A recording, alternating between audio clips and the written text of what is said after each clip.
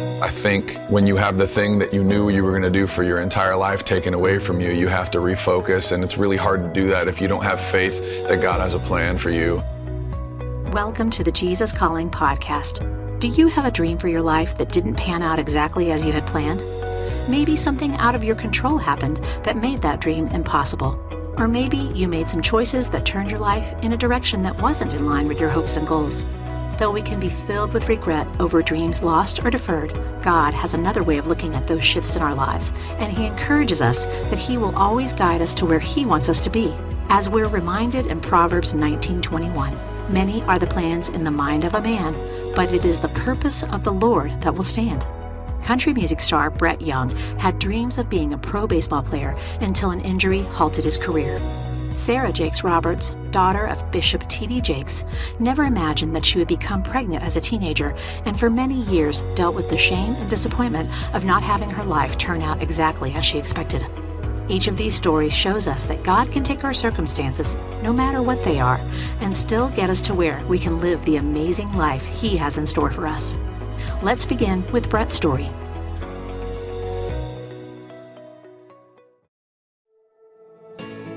My name is Brett Young, and I'm a Southern California boy, raised pastor's kid in the Christian church. I grew up leading worship, and later in life fell back in love with music and started writing songs, and I'm now a country music artist.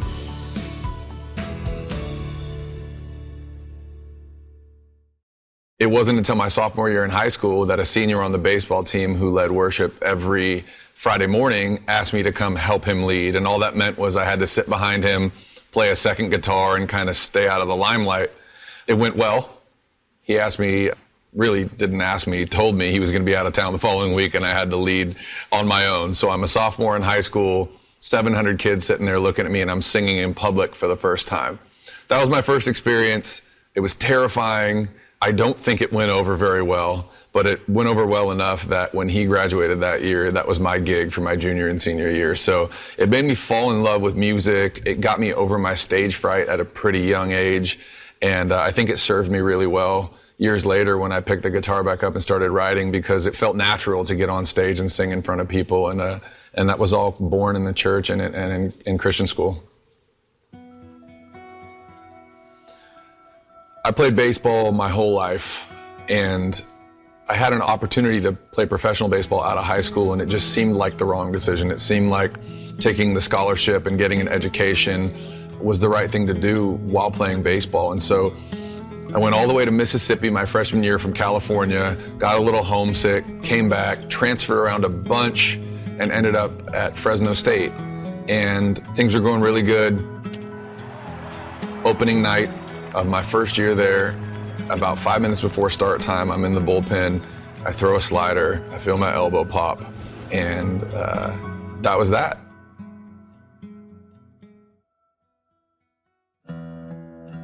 It wasn't just an injury that you're going to recuperate from and come back from. It was the timing of missing your junior year and senior year because of one injury. And once I kind of realized what that was, I sunk into a little bit of a depression, because I always thought that would be my path. And I fell back on music while I was trying to figure out what came next. And so for me, I think without my faith, I wouldn't have been able to get over the injury and letting baseball go and be open enough to let something else come in, and music ended up being something that I love more than I loved baseball, and it feels exactly like what I was supposed to do in life. And that was really the impetus for me moving from music being a hobby to music being a potential career. And I think that's where God really stepped in and put people in my life that said, hey, you have to stop treating this like a hobby. There's a future here, there's a potential career here. And it took me a while to believe them or trust them, or, like we do in our faith, it took me a while to remind myself to trust God in that. So I think what happened was the hardest thing that seemingly had ever happened to me with baseball being taken away was the thing that pushed me towards music, which is, now hindsight's 2020, very clearly what God intended for me to do from the beginning.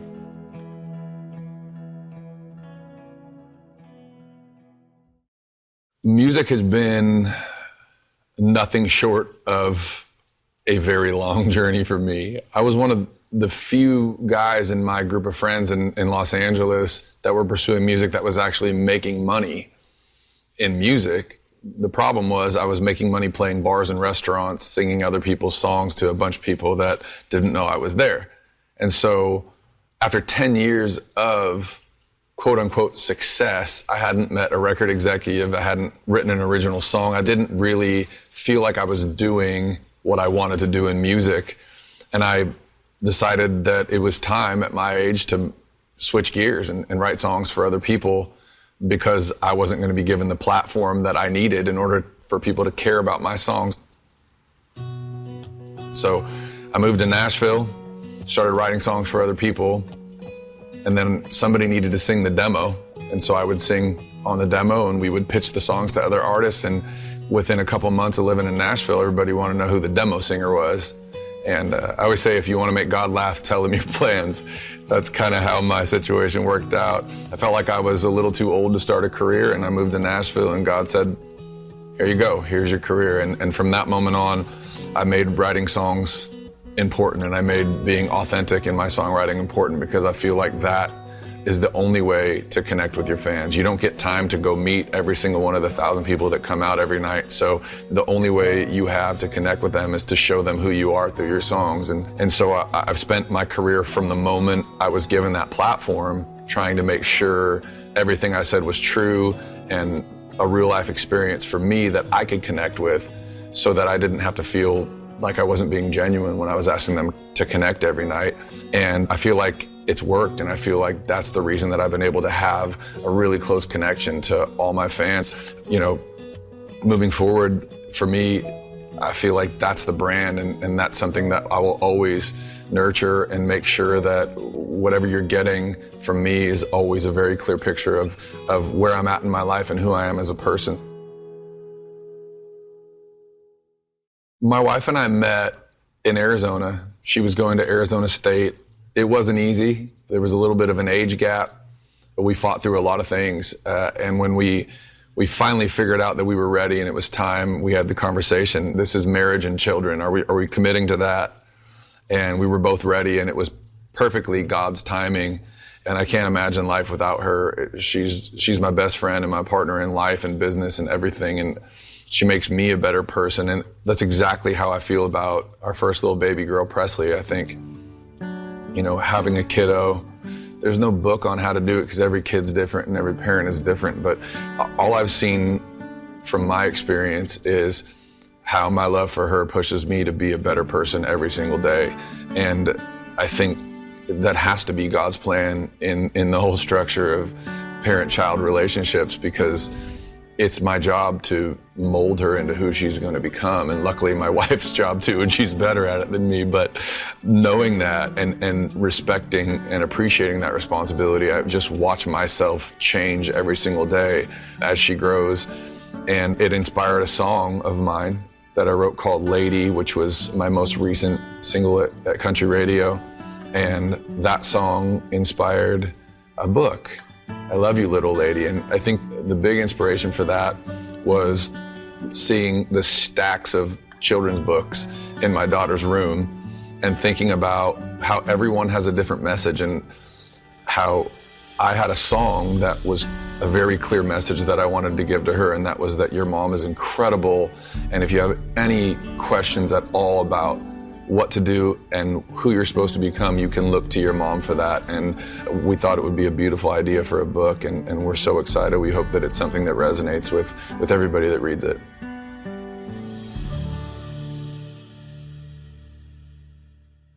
I turned 40 this year, and I read a statement that somebody said about reaching an age where you have more summers behind you than you have in front of you. And the point of it, as it boiled down, was to treat each day like its own. And I think as you start having children, that becomes way more clear and precious to you. And the fact that God is giving us this life and these unique days one at a time, it feels almost irresponsible to try to fit them into a mold or try to make today yesterday or look forward to tomorrow rather than living in this precious moment that you've been given. Jesus Calling has been a book that me and my wife have read together since early in our relationship. Jesus Calling, February 17th. I am the risen one who shines upon you always. You worship a living deity, not some idolatrous man-made image. Your relationship with me is meant to be vibrant and challenging as I invade more and more areas of your life. Do not fear change, for I am making you a new creation, with old things passing away and new things continually on the horizon. When you cling to old ways and sameness, you resist my work within you. I want you to embrace all that I'm doing in your life, finding your security in me alone. It is easy to make an idol of routine, finding security within the boundaries and build around your life. Although each day contains 24 hours, every single one presents a unique set of circumstances. Don't try to force fit today into yesterday's mold. Instead, ask me to open your eyes so you can find all I have prepared for you in this precious day of life. I've recently been kind of reevaluating and reassessing things. I think the messages that come are very, very important, and things that are hard to remember and need to be heard. And this one especially is just one day at a time, and take every day seriously and let it be its own thing. And I think that's beautiful. I think life is a collection of God opening and closing doors, and I think we're the only ones that get in our way of seeing when a door is being closed and when a door is being open. And as you get older and you go through more chapters of your life, I think you, as a Christian, become more willing to be patient and look for those open and closed doors. And when baseball was taken and I had my injury, I felt like I still wanted to beat my head against the baseball door. And if I had just looked right, God would have been standing there with another door open going, dude, this one's ready for you whenever you are. And the message is just that if he's going to take something from you, it's because he's got something better for you. To learn more about Brett's newest album, Weekends Look a Little Different These Days, please visit brettyoungmusic.com and be sure to check out his new children's book, Love You Little Lady, wherever books are sold. Stay tuned to Sarah Jakes Roberts' story after a brief message. Many of us want to develop a deeper prayer life. In this new 365-day devotional, Jesus Listens, Sarah Young offers daily prayers based on Scripture that will help you experience how intentional prayer can connect you to God and change your heart. Learn more about Jesus Listens and download a free sample at jesuscalling.com/jesuslistens.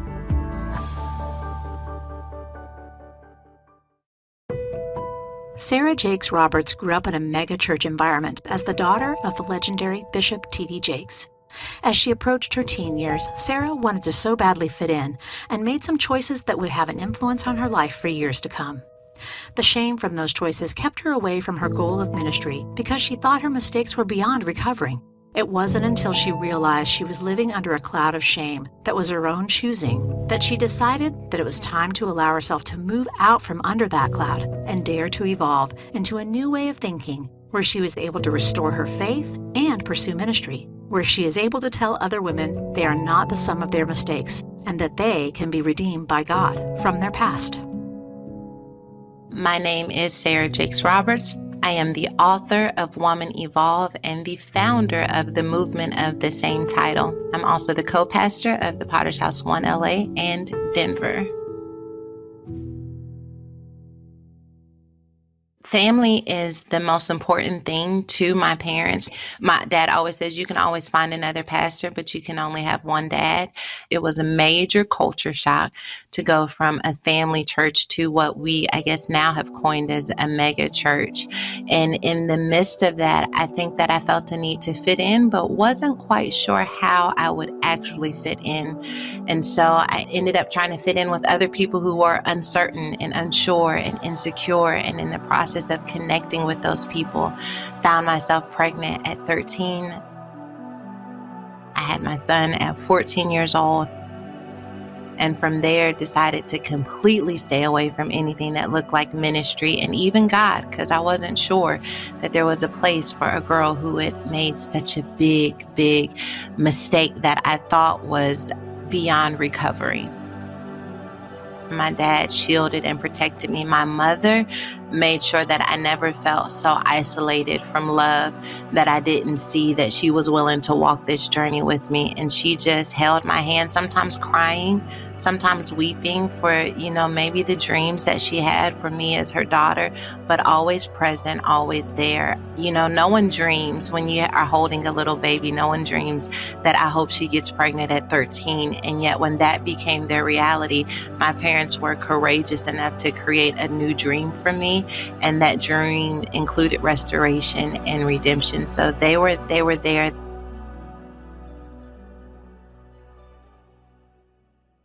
I think the very basis of our faith says that there is redemption and that salvation is available for our shame, for our depression. And yet it was difficult for me to fully connect the dots.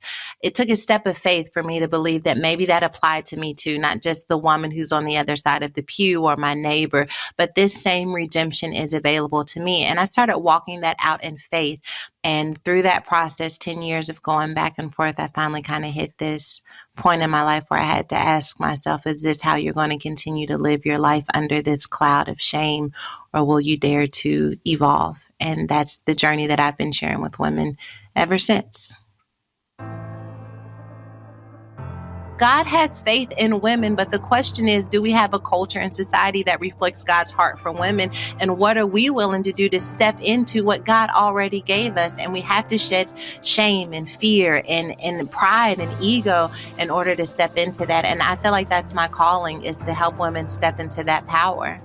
What has blessed me so much is that this message that I speak about overcoming shame, about overcoming abortion, about wanting to still have redemption in your life, about coming to a place where you really have humility towards God. It doesn't matter what color we are on the inside. We're all trying to sort through the sin of life and missing the mark and wondering where we fit. And I have found that sometimes we allow things to divide us that keep us from actually being able to edify one another because of the barriers that exist in culture. But there's power when women come together, and the more diverse and more beautiful and more honest and more transparent, the more power exists. And I believe in every woman there is an Eve and a Mary. And my goal is to make sure that maybe you're Mary when it comes to business, maybe you're Mary when it comes to your marriage, but maybe you're a little Eve when it comes to your diet, or you're a little Eve when it comes to your parenting or dealing with your shame. But I believe every part of us can make our way to that divinity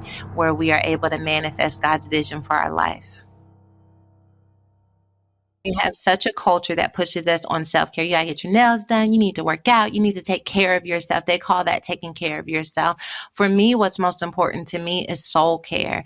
That's taking 10 minutes when I can find it in the morning and being present with God.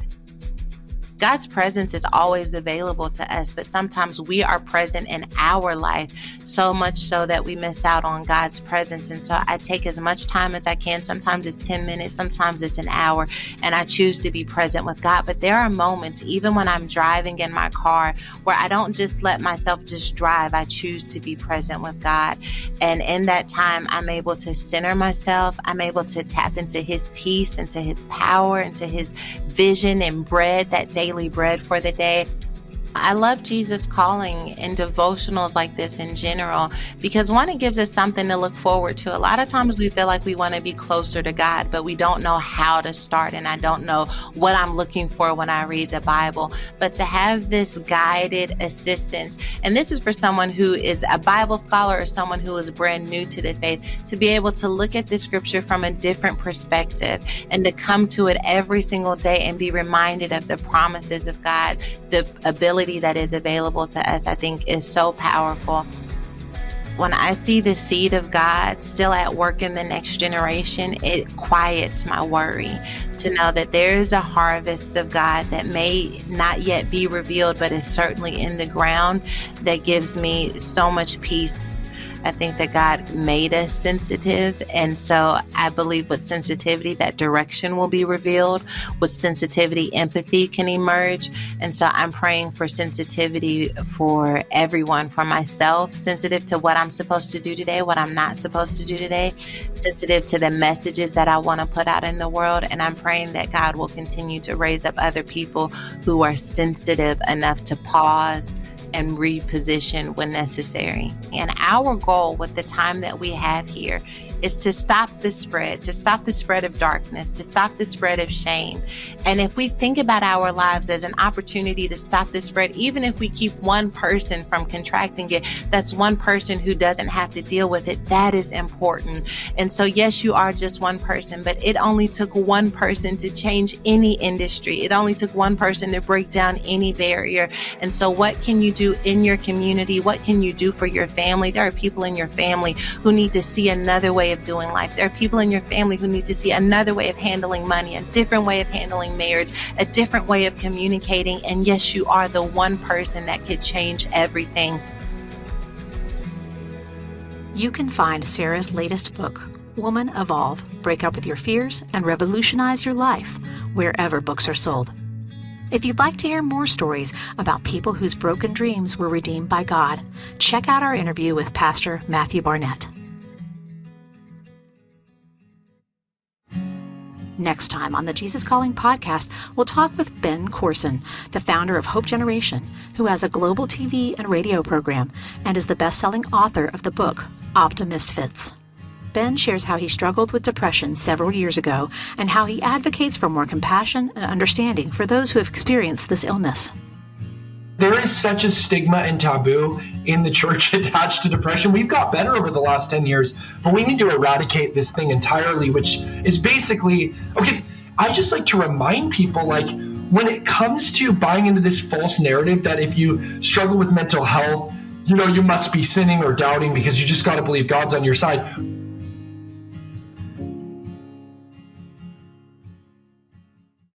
Want to hear more inspirational stories of people who have been changed by a closer walk with God? Then subscribe today to the Jesus Calling podcast on Apple Podcasts, Stitcher, or wherever you listen to your podcasts. And please be sure to leave a review, which helps us reach and inspire others with these stories. Plus, if you like seeing our guests as well as hearing them, you can find video interviews available on our YouTube channel at youtube.com/JesusCallingBook, on Facebook, and on the Jesus Calling Instagram page.